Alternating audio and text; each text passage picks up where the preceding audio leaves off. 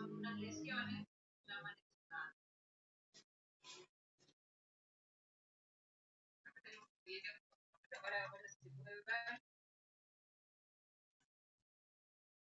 The comprehensive dilated eye exam, opening the door to preventing blindness.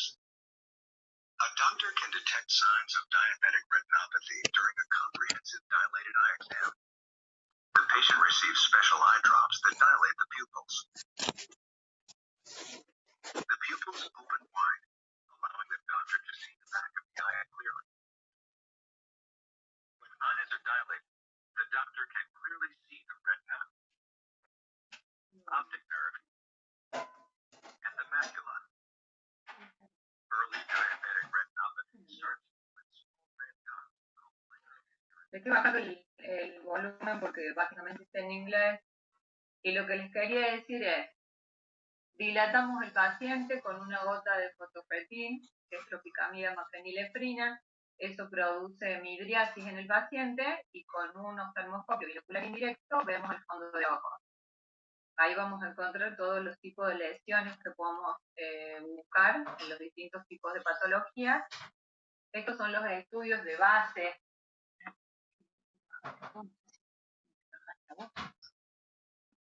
Se ve bien, se ve perfecto. ¿Me escuchan? Sí, se escucha bien, se escucha bien. Bien, estos son los estudios de base que se piden en cualquier paciente con patología retinal. Tenemos una RPG, esto es una foto color del estudio, que fue la primera que vimos recién. Acá se ve el nervio óptico entonces, como para que se vayan familiarizando. Acá se ven las arcadas vasculares, que son los vasos sanguíneos, arterias y venas. Acá se ve la mácula, que es donde están los fotorreceptores, que son las células que hacen que veamos.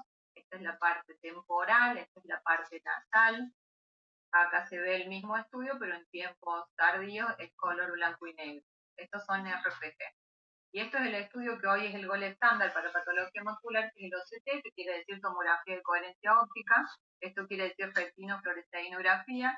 Se inyecta fluoresceína en la vena del paciente. Este estudio, el OCT, la tomografía de coherencia óptica, no hace falta inyectarle nada al paciente, porque es un estudio que dura un minuto menos. Los aparatos tienen eye tracker, quiere decir que tiene una luz que le sigue el ojo al paciente, no importa si lo mueve, si no fija, si no colabora, si tiene catarata, es mucho más específico hoy en día y tiene mayor especificidad. Y acá vemos todas las capas de la retina del paciente. Esto sería el vitrio, esta sería la parte de adentro del ojo, estas son las capas de la retina, y acá nos vamos para la coroides, y acá ya sería la parte de afuera. Básicamente no podrían terminar la cursada sin saber o tener una idea de las principales patologías que pueden afectar la retina. Tenemos retinopatía diabética y edema macular diabético, que antes se consideraba una sola entidad, hoy se consideran dos distintas. Por eso les quiero recalcar que lo que les pregunten en el examen, lo estuvimos viendo con el doctor Gómez y la doctora Fernández, va a ser en base a lo que yo diga ahora, que es la parte actualizada, digamos, de la clasificación. En el libro que ustedes tienen es una clasificación que quedó en desuso, ya vieja. Hoy son dos entidades distintas. Retinopatía diabética es una cosa y edema macular diabético es otra. Son dos entidades diferentes, se tratan como tal también. Un paciente puede tener edema macular diabético y no tener retinopatía diabética y viceversa también. Se pueden combinar las dos cosas, obviamente, también. Otra patología a tener en cuenta, dentro de las más frecuentes e importantes, son las oclusiones vasculares, que pueden ser las venosas de ramos centrales o pueden ser las arteriales también. Perdón.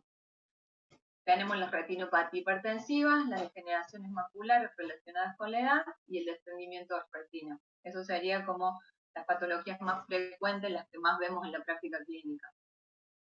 No sé si van bien, me quieren preguntar algo hasta ahora.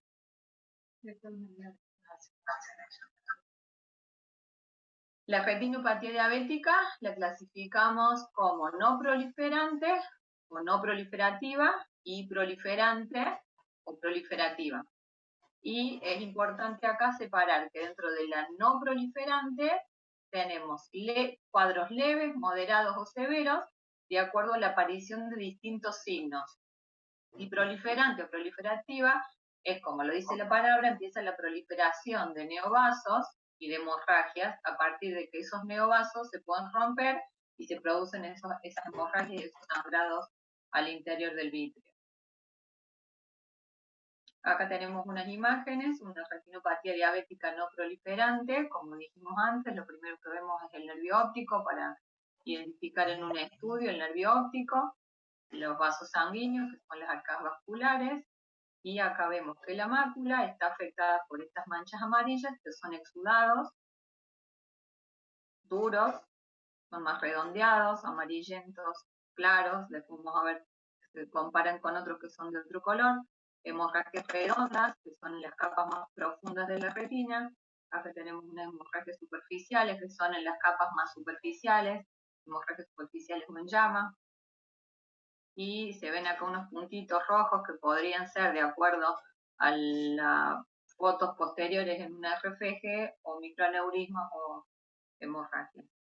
Eso sería no proliferante, no hay vasos sanguíneos nuevos, no hay neovasos tampoco. Acá tenemos otra foto, esto es una retinopatía diabética leve, si vemos acá hay alguna hemorragia aislada, ahí hay otra, pero el resto del examen del fondo de ojos no presenta ninguna lesión. Esta es otra imagen con un paciente que tiene compromiso del polo posterior. Acá vemos los exudados, esos que habíamos dicho, hemorragias dispersas en el polo posterior. Y estas manchas, estas cicatrices corioretinales son disparos de láser que recibe el paciente. Otra imagen donde se ve el nervio óptico, los vasos sanguíneos más adelgazados, si comparamos con esta imagen superior, exudados ya que exceden el polo posterior del ojo. Acá la afectación macular, hemorragias redondas, está afectada tanto la parte temporal como nasal, superior, inferior, y tienen, es muy sensible, sí. Tienen disparos de láser también en toda la periferia. Este paciente no tiene tratamiento hecho, acá vemos que no, si comparamos con esta imagen, el nervio óptico con los vasos sanguíneos bien definidos, en este nervio óptico no se ven definidos, se ven unos vasos sanguíneos nuevos, que esto sería una proliferación, hemorragias, todo un compromiso vascular importante, no tiene tratamiento ese paciente tampoco. Acá se ve claramente cómo es la proliferante, aparecen estos vasos sanguíneos nuevos, acá como ovillos, acá finitos, aparte de las hemorragias que se ven en toda la retina, estas superficiales que se ven como llamas, así como rayitas, y las más profundas que son esas redondas. Acá se ven exudados a nivel de la mácula. Ese es el nervio óptico y acá están los vasos sanguíneos, pero acá llama la atención esa proliferación que hay de vasos sanguíneos que emergen de la cabeza del nervio óptico.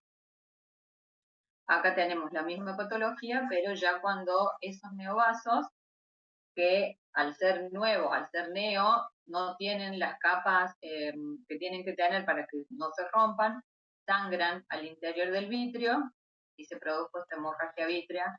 Acá se los ven a los vasos sanguíneos y esta hemorragia que va hacia el vitrio. Acá se ven lesiones en la pared de la retina. Eso en cuanto a la retinopatía diabética, y esto lesiones en cuanto al edema macular diabético. Son pacientes que la retina periférica la tienen sana. Si vemos este paciente acá, nasal, inferior y superior, no se ve nada, pero tiene toda su patología, se centra acá. El tema es que este centrado de esta patología acá es lo que más le afecta al paciente, porque esto se traduce en una pérdida visual importante e incapacitante. Y en general son pacientes jóvenes con diabetes tipo 2 que están en edad laboral. Estos son exudados que filtran líquido al centro de la mácula. Esto podemos ver en la foto color del RFG o en el fondo de ojos, y así lo podemos ver en la RFG en los tiempos tardíos, como acá tiñe el líquido que está en la mácula, y así vemos una imagen en el OCT. Líquido en el medio de las capas de la retina. se separan acá las capas de la retina. Todo esto tendría que estar como está acá. Acá se separa, líquido acumulado en las paredes de la retina. Esto clínicamente se manifiesta como disminución de la agudeza visual muy marcada y muy sintomática que va a referir el paciente. Uno de los tratamientos que se hace es hacerle láser al paciente, es ablacionar la retina periférica, quemarla sería. Acá vemos cómo entra la luz del láser e impacta sobre la retina. Siempre se preserva el polo posterior del ojo, porque acá están los fotorreceptores, que si los quemamos, el paciente queda ciego. Siempre entonces preservando el polo posterior del ojo, como vemos acá, y se hacen disparos todo en lo periférico. Cada vez se está usando menos. Hay países que, por ejemplo en Londres, si un paciente tiene una fotocoagulación como este, no puede manejar nunca, no podría sacar un carnet de conducir, porque hacen estudios de campo visual. Este láser periférico restringe el campo visual y se ve menos, se disminuye la visión periférica y el paciente no podría manejar. Hay veces que no queda otra, pero bueno, sería una complicación. Que hay pacientes que les modifica mucho y no lo hacen. Acá no, acá se hace igual. Profe, perdón. Sí. O sea, ¿para qué sirve, digamos? No entiendo cómo ¿El láser? funciona. Claro. El láser quema, ablaciona la retina periférica, entonces al vos quemar la retina periférica produce la inhibición de la liberación de un factor antiangiogénico que se llama, que sería el que estimula la producción de neovasos. Entonces se dejaría de producir neovasos, entonces no sangrarían nunca cuando se rompan, porque no los tenés neoformados. Entonces, no hay neovasos. Al no haber, no sangra el paciente, no se produce un hemovitrio, le evitas una cirugía.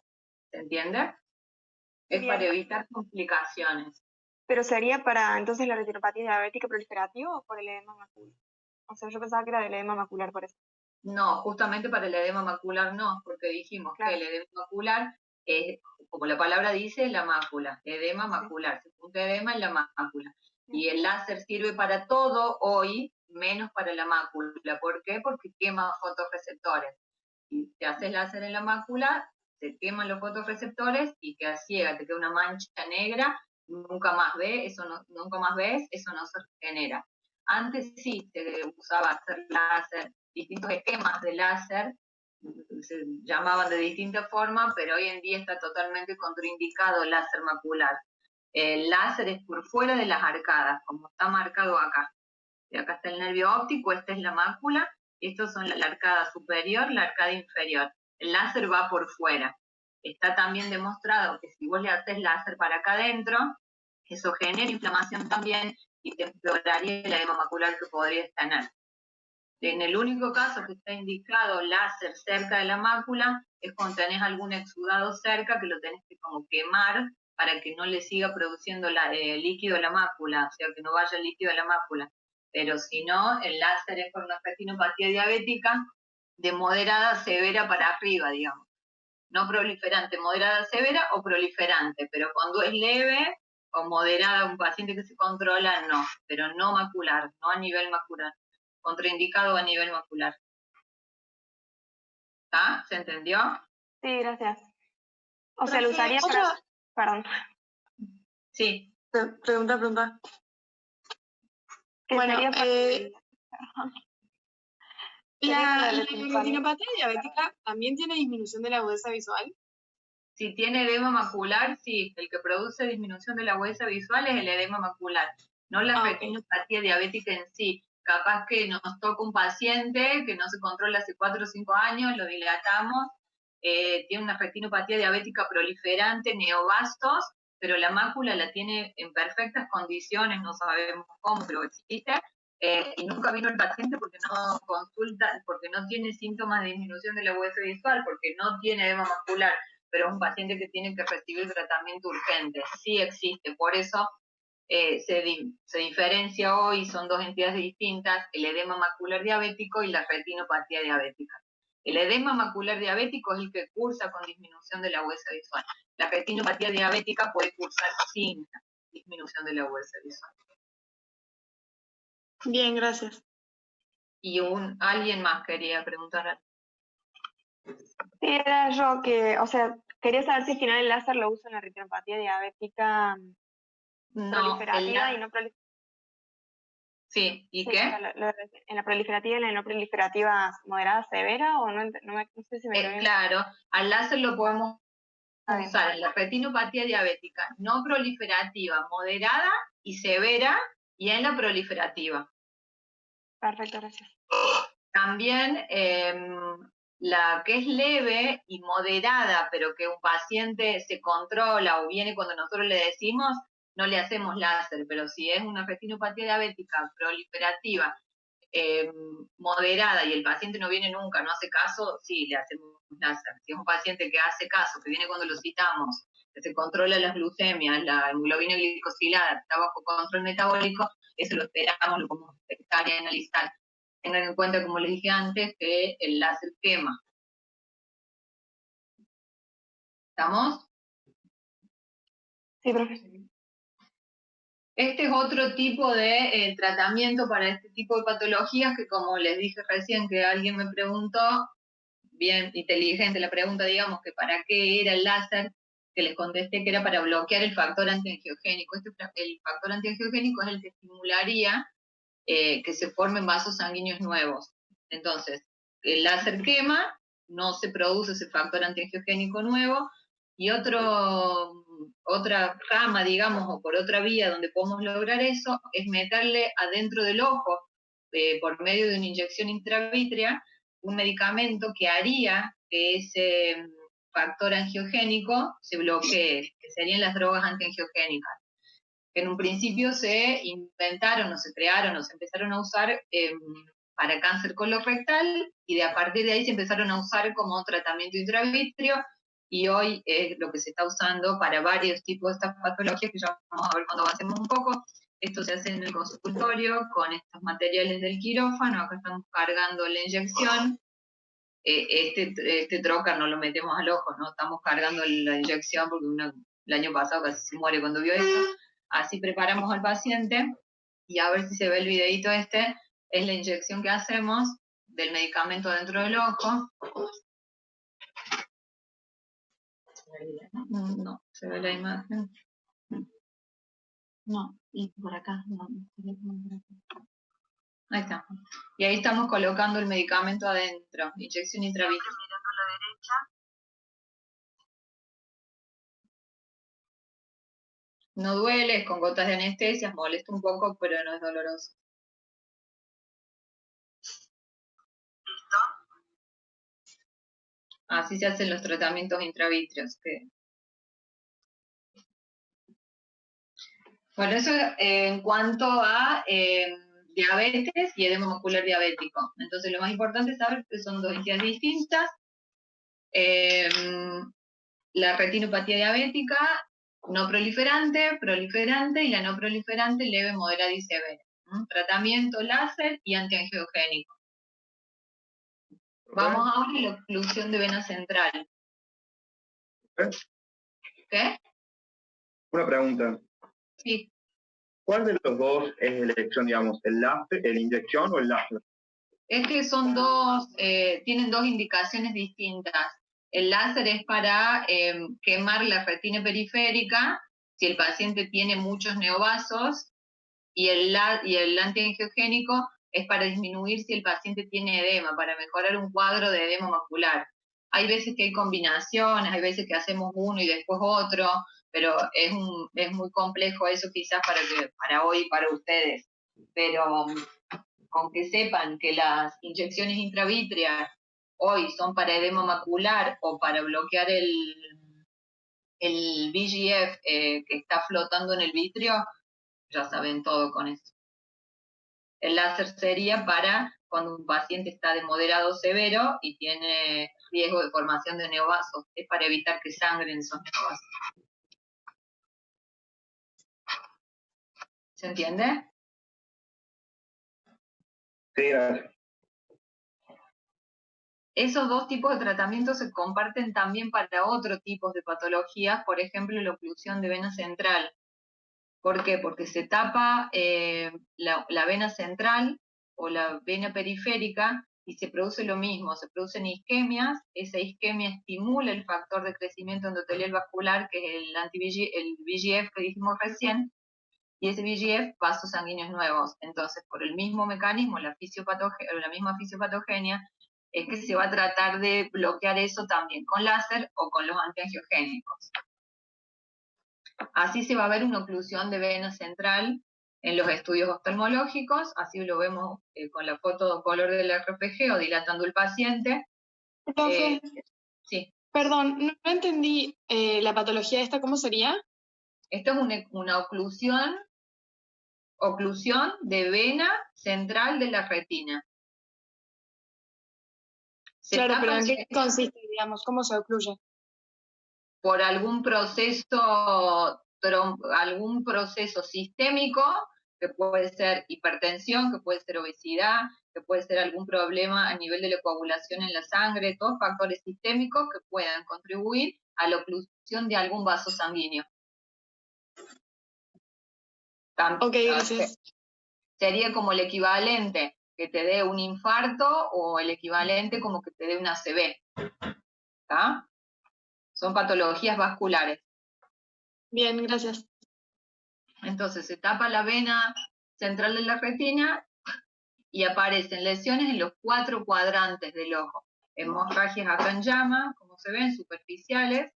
Acá tenemos otro cuadro en los 4 cuadrantes. Cuando digo 4 cuadrantes, como que dividimos al ojo en 4. Hacemos una cruz en el medio y esos 4 cuadrados que quedaron en el ojo se ven afectados con lesiones. Estas manchas blancas son exudados. Acá se ve una foto tardía de la RPG. Acá se ve una más tardía sobre todo, cuando empieza a pasar el colorante en las venas y las arterias. Acá también se ven las lesiones, y esto es la imagen que se ve en el OCT, edema y una distorsión completa, una lesión completa a nivel de las capas de la retina, que son estas, que pierden la arquitectura, y estos espacios quísticos, quiere decir que hay líquido acá dentro de la retina. Es oclusión de vena central de la retina. Lo mismo, pero se puede ocluir una rama. En vez de ocluirse la vena central, se puede ocluir una rama venosa. Pero acá el cuadro va a ser menos significativo. Va a cursar también con disminución de la agudeza visual, pero el cuadro al fondo de ojos o en las imágenes va a ser la mitad. ¿Por qué? Porque es de una rama, que puede ser la rama superior o la rama inferior. Estos pacientes cursan con disminución de la agudeza visual. En general son pacientes añosos, sí o sí con alguna enfermedad de base. Es raro que sean sanos, ¿no?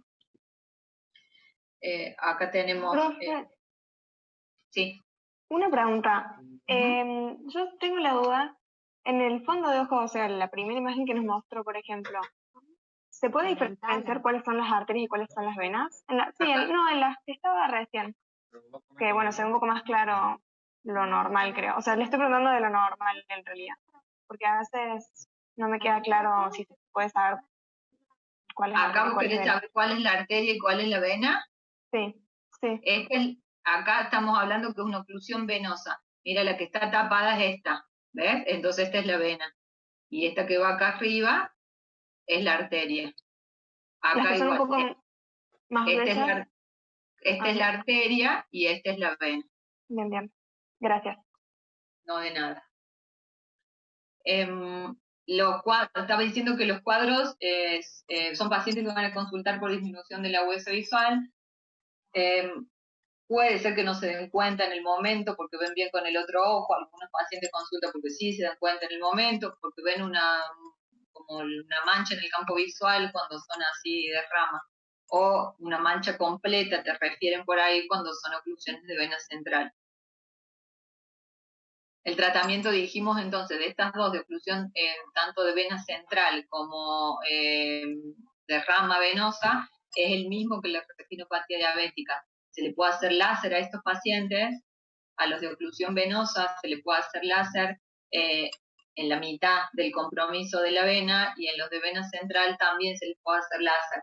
El tema es que hoy en día la mayor parte del tratamiento de estos pacientes es en base a droga antiangiogénica, porque más allá de retroceder el tema del edema, también el tema de las hemorragias las ayuda a absorber y evitan un resangrado en todos los últimos estudios que se están haciendo ahora. Esto sería una oclusión de arteria central. Las oclusiones de arteria central se tienen que tratar como una urgencia. Esto ya tuvimos en esta semana, ¿fue? ¿O la semana pasada? Dos. ¿Esta o la otra? La semana pasada tuvimos dos. Nunca tenemos muchos y la semana pasada tuvimos dos en la misma semana. Son cuadros raros, muy poco frecuentes. Y se tienen que tratar como una urgencia. Tenemos que hacer de cuenta que es un paciente que tenemos en la sala de espera sentado con una ACV. En algunos centros lo tratan como protocolo de stroke o ACV. Hay que derivarlos urgentes. Desde el punto de vista oftalmológico, la verdad que nosotros no podemos hacer nada, está demostrado.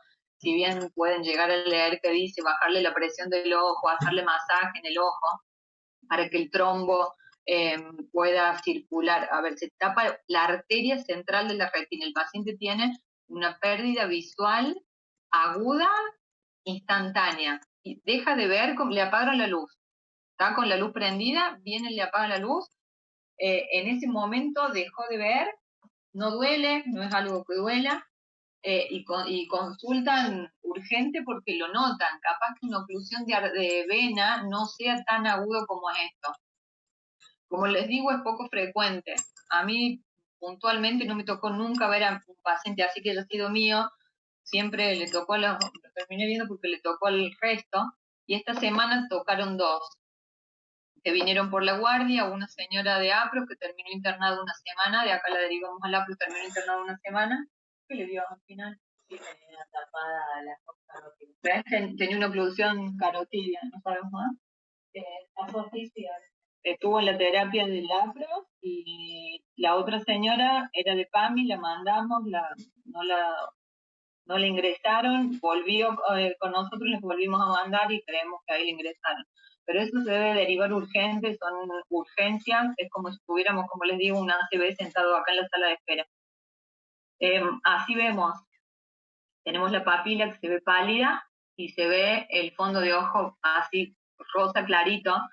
Van a leer la imagen típica de la mancha rojo cereza, se pone pálida en la retina porque tiene isquemia, se dejó de irle sangre, como que se murió la retina. No tengo acá una imagen de OCT, pero se ve la retina mucho más finita de lo que habitualmente es. No vamos a ver nunca el vaso sanguíneo quizás afectado, no vamos a ver como sí lo podemos ver, que alguien preguntó recién que le señalé la vena que estaba tapada, cuando la oclusión es en la arteria, es muy poco frecuente ver el daño que tiene la arteria. En general puede ser que eso se recanalice y no veamos el daño, pero sí la retina se pone rosada. Más allá de no ver el daño en el vaso, sí lo vemos en la retina que estaba irrigada por ese vaso. Eso es cuando es una oclusión de una arteria central de la retina, y puede ser también una oclusión de una rama arterial. Igual que la venosa, puede ser arterial también. Cursan las dos con disminución de la agudeza visual aguda. No duele, pero bueno, el paciente tiene una súbita disminución de la agudeza visual. Pueden recuperar un poquito de visión al tiempo, pero muy poco. 2, 3 décimas pueden llegar a ver. No así la oclusión venosa. La oclusión venosa con tratamiento a tiempo y que responda puede ver lo mismo que veía el paciente antes de iniciado el cuadro. Se puede ver lo mismo que basal, puede ver lo mismo que antes. ¿Vamos hasta ahora? No, una pregunta. Uh-huh.